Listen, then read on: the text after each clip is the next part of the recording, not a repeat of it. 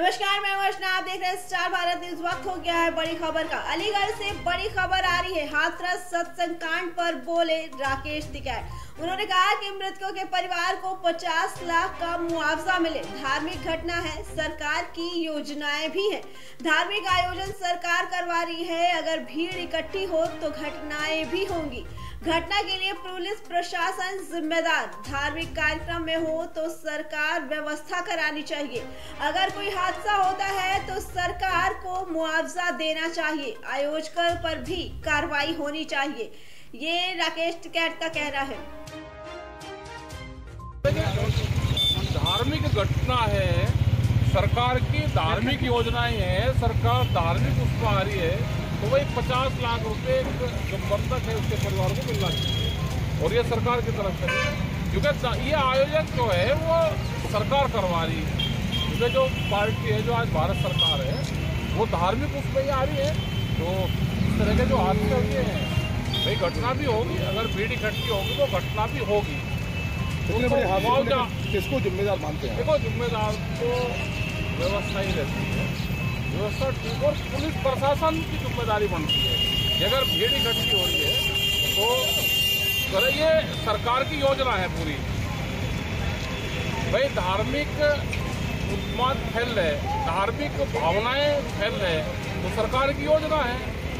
तो उसमें जहाँ पे भी धार्मिक प्रोग्राम हो तो सरकार उसकी व्यवस्था करवावे। अगर कोई हादसा है तो उसको मुआवजा दे। सरकार द्वारा आयोजकों पे ही कार्रवाई की। आयोजकों पे क्यों कार्रवाई करो भाई? पहली प्राथमिकता सरकार की है कि देश धार्मिक बने।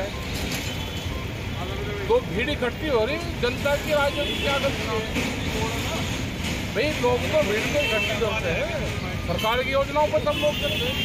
धार्मिक प्रचार हो रहा है, हादसा हो गया तो अब हादसे की जिम्मेदारी महाराज जी पे क्यों डाल दो भाई? सरकार व्यवस्था करे, ये जिम्मेदारी पूरी सरकार की होती है। या फिर धार्मिक उसका पाबंदी लगाओ भाई। भोले बाबा की कोई जिम्मेदारी नहीं है इसमें? कोई जिम्मेदारी नहीं। महाराज जी की भीड़ आ रही है, उनकी क्या जिम्मेदारी है? सरकार की जिम्मेदारी व्यवस्था सरकार को करनी चाहिए। अपनी आयोजन नहीं करते भाई सरकार। भाई अभी तो आएगा ना ये जो क्षेत्र है, अब आने वाला टाइम पे धार्मिक युद्ध तो यही होंगे भाई। यहाँ से हाथरस सर मथुरा कितनी दूर है? अब मथुरा की तो बारी है, उन्होंने तो कहा मथुरा की बारी है। तो इंतजाम सरकार को करना चाहिए। अगर डेथ होती है तो 50 लाख रुपए एक परिवार को मिलना चाहिए। ठीक। कांग्रेस सांसद और लोकसभा में विपक्ष के नेता राहुल गांधी आज मणिपुर दौरे पर हैं। इस दौरान उन्होंने हिंसा प्रभावित लोगों से मुलाकात किया। उन्होंने उनका दर्द भी साझा किया। राहुल के मणिपुर दौरे को लेकर अब भोजपुरी लोक गायिका नेहा सिंह राठौर ने प्रधानमंत्री नरेंद्र मोदी पर निशाना साधा है और उन्होंने सवाल किया कि वो कब मणिपुर जाएंगे। नेहा राठौर ने पूछा, आप 18 घंटे क्या करते हैं? भोजपुरी गायिका ने जहां एक और पीएम मोदी के पुराने इंटरव्यू को लेकर तंज कसा, जिसमें उन्होंने लोकसभा चुनाव के दौरान एक इंटरव्यू में राहुल का नाम लेने पर चुटकी लेते हुए कहा था कि कौन राहुल। तो वहीं मणिपुर हिंसा के मुद्दे को लेकर भी सरकार को घेरने की कोशिश की। अपने बयानों और सोशल मीडिया को लेकर अक्सर सुर्खियों में रहने वाली नेहा सिंह राठौर ने प्रधानमंत्री नरेंद्र मोदी पर मणिपुर को लेकर निशाना साधा है।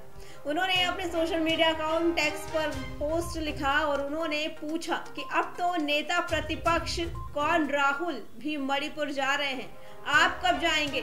अपने ही देश के लोगों को आप इस तरह बेसहारा कैसे छोड़ सकते हैं?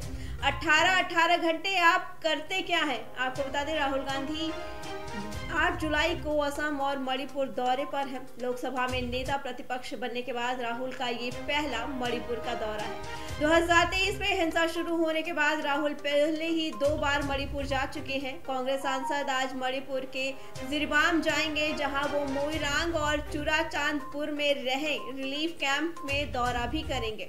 इस दौरान वो पीड़ितों से मुलाकात करेंगे और उनका हाल चाल लेंगे। खबरों के मुताबिक इस दौरान वो हिंसा प्रभावित जिलों का भी दौरा कर सकते हैं। इसके बाद वो राज्यपाल से मुलाकात करेंगे, जबकि हिंसा के बाद प्रधानमंत्री नरेंद्र मोदी आज तक मणिपुर दौरे पर नहीं गए हैं, जिसको लेकर नेहा सिंह ने उन पे सवाल उठाए हैं। बढ़ते हैं अगली खबर की तरफ। मध्य प्रदेश के मुख्यमंत्री मोहन यादव की अगुवाई वाली कैबिनेट का आज दूसरा विस्तार कर दिया गया। राजभवन में आयोजित एक कार्यक्रम में मोहन यादव सरकार में सिर्फ एक विधायक को मंत्री बनाया गया। कांग्रेस छोड़कर भारतीय जनता पार्टी में आए रामनिवास रावत को कैबिनेट मंत्री बनाया गया है। हालांकि शपथ ग्रहण के दौरान थोड़ी असमंजस की स्थिति भी हो गई। ऐसे में उन्हें 2 बार पद की शपथ लेनी पड़ी। हुआ ये कि रामनिवास रावत ने आज पहले राज्य मंत्री पद की शपथ ली। इसके बाद ये कंफ्यूजन हो गया कि वो राज्य मंत्री बने या कैबिनेट मंत्री। फिर जानकारी हासिल की गई तो पता चला कि उन्हें कैबिनेट मंत्री की शपथ लेनी थी, लेकिन शपथ राज्य मंत्री के रूप में ले ली। इसके बाद कैबिनेट मंत्री के लिए उन्हें फिर से शपथ दिलाई गई। इससे पहले सीएम मोहन यादव ने कल शाम राजभवन में राज्यपाल मंगूभाई पटेल से मुलाकात भी की थी। तब सूत्रों ने बताया था कि आज 9 बजे होने वाली कैबिनेट विस्तार कराया जाएगा। हालांकि कल कैबिनेट में कितने नए लोगों को शामिल किया जाएगा इसका खुलासा नहीं किया गया था, लेकिन दावा ये भी किया जा रहा है कि एक ही नहीं कई सदस्यों को मंत्री की शपथ दिलाई जाएगी। मोहन यादव कैबिनेट में श्योपुर जिले के विजयपुर विधानसभा सीट से 6 बार विधायक रहे हैं। रामनिवास रावत को कैबिनेट में शामिल किया गया है। रावत करीब 2 महीने 30 अप्रैल को लोकसभा चुनाव प्रचार के दौरान भारतीय जनता पार्टी में शामिल हो गए थे। आपको बता दें, रामनिवास रावत को भले ही सत्तारूढ़ बीजेपी में शामिल हुए 2 महीने से अधिक हो गए, लेकिन उन्होंने अभी तक कांग्रेस विधायक के तौर पर एमपी विधानसभा से इस्तीफा नहीं दिया है। हालांकि बीजेपी से जुड़े सूत्रों की ओर से बताया गया है कि ऐसी संभावना है कि मंत्री पद की शपथ लेने के बाद रामनिवास कांग्रेस विधायक के तौर पर अपने पद से इस्तीफा दे सकते हैं। मंत्री बनने के बाद रावत विधायक पद से विधानसभा स्पीकर को अपना इस्तीफा सौंपेंगे, जिसके बाद उनकी विधानसभा सीट पर दोबारा चुनाव कराया जाएगा। बढ़ते हैं अगली खबर की तरफ, जो दिल्ली से है। दिल्ली सरकार में मंत्री और आम आदमी पार्टी के नेता सौरभ भारद्वाज ने मणिपुर की घटनाओं को लेकर प्रधानमंत्री नरेंद्र मोदी के उदासीन रवैये पर आज एक बड़ा बयान दिया। उन्होंने कहा कि पिछले 1 साल से मणिपुर जल रहा है। विपक्ष के नेता लगातार वहां जा रहे हैं, इसके बावजूद देश की पीएम वहां नहीं जाना चाहते। दिल्ली सरकार में मंत्री सौरभ भारद्वाज ने कहा कि पूर्वोत्तर भारतीय राज्यों चीन धीरे धीरे अपना कदम बढ़ा रहा है। वहां एक पूरा राज्य लगभग गृह युद्ध की तरह पिछले 1 साल से जल रहा है। इसके बावजूद देश के प्रधानमंत्री वहां जाना ही नहीं चाहते। ये बहुत ही शर्म की बात है। विपक्ष के नेता लगातार ऐसी जगहों पर जा रहे हैं, ये भारत सरकार के लिए एक बहुत बड़ी चुनौती है। मंत्री सौरभ भारद्वाज ने मणिपुर का नाम लिए बिना बगैर वहां जाने के हालात बताए कि हमारे लिए एक गंभीर समस्या है। ये देश की आंतरिक सुरक्षा से सीधे जुड़ा मामला है। नॉर्थ ईस्ट जहां चीन धीरे धीरे अपना कदम बढ़ा रहा है, वहां दशकों तक अशांति का माहौल बना रहा। अलगाववाद का दौर लंबे समय तक चला, हम उसकी लंबे समय तक उपेक्षा नहीं कर सकते। इसके अलावा सौरभ भारद्वाज ने कहा कि आश्चर्य जताते हुए कि पीएम मोदी के पास विदेश घूमने का समय है, लेकिन उनके पास हाथरस जाने का समय नहीं। बढ़ते हैं अगली खबर की तरफ। लोकसभा चुनाव में यूपी में निराशाजनक प्रदर्शन के बाद अब मंथन का दौर शुरू हो गया है। कल संगठन महामंत्री बीएल संतोष ने लखनऊ में पार्टी के प्रवक्ताओं के साथ भी बैठक की। इस बैठक में चुनाव के प्रदर्शन को लेकर चर्चा चल रही थी कि बीजेपी के एक प्रवक्ता ने अग्निवीर का मुद्दा उठा दिया। प्रवक्ता ने कहा कि अग्निवीर पर हमें जवाब देते नहीं बनता, ये मुद्दा हमारे लिए गले की फांस बन गया है। डिबेट का टॉपिक अग्निवीर होने पर तो मैं 2-3 बार बहाना बनाकर मना ही कर चुका हूं। हैरानी तो तब हो गई जब प्रवक्ता ने इस योजना को बंद करने की मांग कर दी। बीजेपी के एक प्रवक्ता ने मीटिंग में ये बात कही तो हॉल में सन्नाटा पसर गया। सभी नेता एक दूसरे की तरफ देखने लगे, किसी की समझ में कुछ नहीं आ रहा था। दूसरी ओर केंद्रीय संगठन महामंत्री बीएल संतोष डायरी में कुछ नोट कर रहे थे। यूपी बीजेपी के प्रवक्ताओं की ये मीटिंग घंटे भर चली। बीएल संतोष ने ही ये बैठक बुलाई थी। 2 दिनों के लखनऊ दौरे में ये उनकी आखिरी बैठक थी। बीजेपी के सभी प्रवक्ताओं को बुलाकर बीएल संतोष आगे के एजेंडे पर बात करना चाहते थे, पर कई प्रवक्ता लोकसभा चुनाव में पार्टी के खराब प्रदर्शन और पोस्टमार्टम करने लगे। सांसद रहे एक प्रवक्ता ने दलितों का बीजेपी से किनारा करने का मुद्दा छेड़ दिया। उन्होंने कहा कि मायावती को छोड़कर दलितों के एक बड़े तबके ने बीजेपी का साथ दिया। 2014 और 2019 के चुनाव में इनका वोट मिला। पिछले दिनों विधानसभा चुनाव में भी दलित समाज ने वोट किया था, लेकिन इस बार ऐसा क्या हुआ कि हमें वोट नहीं मिले। ये कहने वाले प्रवक्ता कभी मायावती के करीबी नेता हुआ करते थे। बीएसपी ने राज्यसभा सांसद भी थे, लेकिन अब वे पार्टी के प्रदेश प्रवक्ता बन गए हैं। उन्होंने कहा, दलितों को लग रहा है कि उनकी अनदेखी हो रही है। दलितों का मुंह मोड़ना पार्टी के लिए घातक हो सकता है। फिर उन्हें समझाया कि इस बैठक में प्रवक्ता अपना काम और बेहतर कैसे करें, इस बात पर होनी चाहिए। बीजेपी प्रवक्ताओं के साथ बैठक में इस बात पर जोर दिया गया कि सरकार के कामकाज को बेहतर तरीके से कैसे पेश करें। इस बात पर भी मंथन हुआ कि विपक्ष के नैरेटिव का मुकाबला कैसे करें। सभी प्रवक्ताओं ने माना कि संविधान और आरक्षण खत्म करने के प्रोपेगेंडा का जवाब वे नहीं दे पाए। इस दौरान पार्टी के प्रवक्ता आलोक वर्मा ने यूथ की समस्याओं का मुद्दा उठा दिया। उन्होंने कहा कि नौजवान धीरे धीरे हमारे खिलाफ हो रहे हैं। बेरोजगारी एक बड़ा मुद्दा है। हमें सरकारी नौकरी और रोजगार पर कुछ करना पड़ेगा।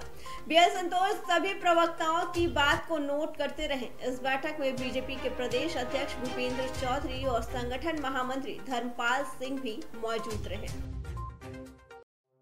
अगली खबर की तरफ, जो देहरादून से है। देहरादून में एक युवक ने प्रॉपर्टी के चक्कर में अपने ही परिवार के 5 सदस्यों की निर्मम तरीके से हत्या कर दी। मामले की जांच में सामने आया कि हत्यारे ने परिवार को मारने के लिए 85 बार चाकू से वार किया था। पुलिस जांच में सामने आया कि युवक को शक था कि उसके पिता उसके नाम प्रॉपर्टी नहीं करेंगे, इसलिए उसने पिता के साथ परिवार के अन्य सदस्यों की भी हत्या कर दी। हाई कोर्ट ने 5 लोगों की हत्या के मामले में फैसला सुरक्षित रख लिया है। परिवार के 5 लोगों को बेरहमी से मारने का पूरा मामला देहरादून के आदर्श नगर का है। ये घटना 23 अक्टूबर 2014 को दिवाली की रात की है, जहां हरमीत नाम के एक व्यक्ति ने अपने पिता जय सिंह, सौतेली मां कुलवंत कौर, गर्भवती बहन हरजीत कौर और 3 साल की भांजी सहित 5 लोगों की चाकू से बेरहमी तरीके से हत्या कर दी। पुलिस जांच के सामने आया कि आरोपी ने कुल 85 बार चाकू से हमला करके परिवार के लोगों की हत्या की थी। इस बात की पुष्टि मेडिकल रिपोर्ट में की गई थी। पुलिस जांच में ये भी सामने आया कि आरोपी हरमीत अपने पिता जय सिंह की दूसरी शादी से परेशान था और उसको शक था कि कहीं पिता सारी प्रॉपर्टी सौतेली बेटी के नाम ना कर दे, इसलिए उसने परिवार के सदस्यों की बेरहमी से हत्या कर दी। हरमीत की गर्भवती बहन हरजीत कौर डिलीवरी के लिए अपने मायके आई थी। हत्यारे ने पूरी घटना को चोरी की घटना बनाने की कोशिश की, लेकिन जिसके लिए उसने अपनी ही हाथ को चाकू से भी काट लिया था। पुलिस ने घटना की जानकारी मिलते ही 24 अक्टूबर 2014 को मामला दर्ज कर लिया। जिला और सत्र न्यायालय देहरादून के न्यायाधीश आशुतोष मिश्रा ने 5 अक्टूबर 2021 को आरोपी हरमीत को फांसी की सजा सुनाते हुए 1 लाख का जुर्माना लगाया था। जिला और सत्र न्यायालय ने फांसी की सजा की पुष्टि के लिए हाई कोर्ट में रेफरेंस भेज दिया था। हाई कोर्ट ने फांसी की सजा पर फैसला सुरक्षित रख लिया। हाई कोर्ट ने मामले की सुनवाई मुख्य न्यायाधीश ऋतु बाहरी और न्यायाधीश आलोक कुमार की बेंच ने अपने पास सुरक्षित रखा है। फिलहाल इस बुलेटिन में इतना ही। देश और दुनिया की बाकी खबरों के लिए देखते रहें स्टार भारत न्यूज।